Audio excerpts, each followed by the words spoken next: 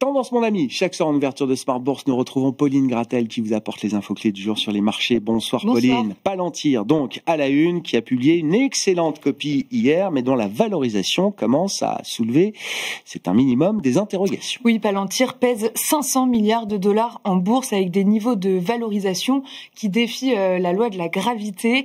Et les analystes de Jefferies, par exemple, sont sceptiques sur cette valeur. Dans une note, ils indiquent que les chiffres sont excellents, mais la valorisation extrême.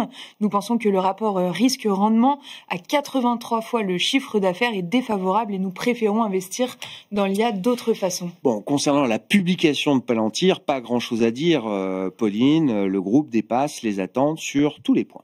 Oui, Palantir fait état d'un chiffre d'affaires record qui bondit de plus de 60%.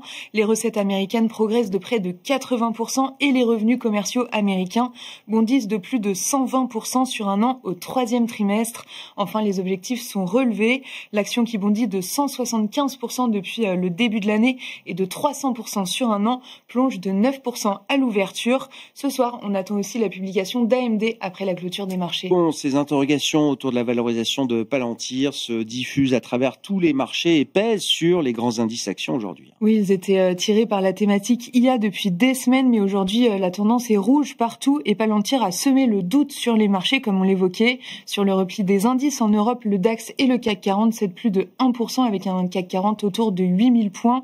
En Asie, même tendance, le Nikkei cède plus de 1,5% en clôture et le Kospi sud-coréen plonge de 2,5%.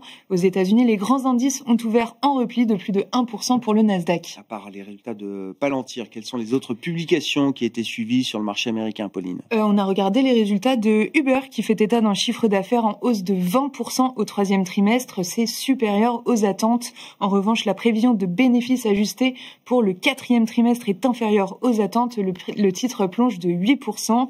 Pfizer ouvre en hausse de 2% après le relèvement de ses prévisions et malgré un bénéfice en repli de plus de 20%.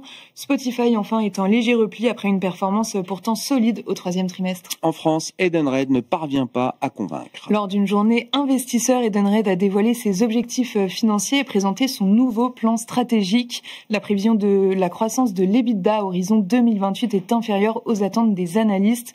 Le titre dévisse de 10% au pire de la séance. Un mot de la politique et des politiques budgétaires à travers l'Europe avec le cas du Royaume-Uni où le gouvernement évoque lui aussi des hausses d'impôts. Oui, c'est la voie ouverte pour le prochain budget par la ministre des Finances publiques, Rachel Reeves. Elle indique notamment que les Britanniques devront tous contribuer pour relancer l'économie et les finances publiques du pays. Dans ce contexte, la livre sterling est au plus bas depuis 6 mois et le rendement britannique à 10 ans se détend autour de 4,40%. Pas de gros mouvements à signaler sur les marchés obligataires. On notera quand même que le dollar poursuit son rebond. Ça fait 2 mois que le dollar se raffermit face à un ensemble de devises et notamment face à l'euro.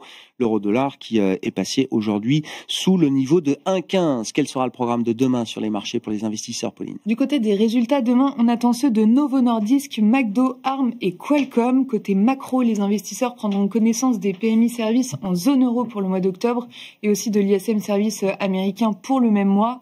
Pour rappel, cette semaine aurait dû être celle de l'emploi américain, mais le shutdown se poursuit et devient le plus long de l'histoire puisque ça fait 35 jours aujourd'hui. Du coup, les investisseurs vont se contenter pour l'instant de l'enquête ADP sur l'emploi privé du mois d'octobre. Tendance, mon ami. Chaque soir en ouverture de Smart Bourse, Pauline Gratel vous apporte les infos clés du jour sur les marchés.